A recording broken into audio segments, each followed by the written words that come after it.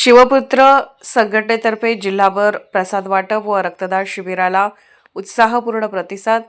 सांगली जिल्ह्यात दत्त जयंतीनिमित्त शिवपुत्र संघटनेच्या वतीने विविध ठिकाणी धार्मिक व सामाजिक उपक्रम उत्साहात राबवण्यात आले। ब्रह्मानंद छत्रपती संभाजी महाराज चौक सांगली, शिवतीर्थ सांगली, गाणगापूर आणि नृसिंहवाडी येथे भक्तांना महाप्रसाद वाटप करण्यात आले। तसेच स्तुत्य उपक्रम म्हणून रक्तदान शिबिराचे आयोजन करण्यात आले असून सदर शिबिरात शिवभक्तांनी मोठ्या संख्येने सहभाग नोंदवून समाजासाठी अमूल्य योगदान दिले।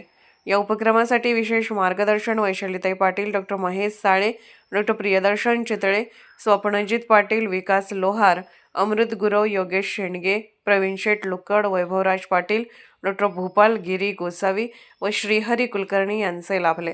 संपूर्ण उपक्रम यशस्वी करण्यासाठी शिवपुत्र संघटनेचे पदाधिकारी व कार्यकर्त्यांनी उत्साहाने परिश्रम घेतले।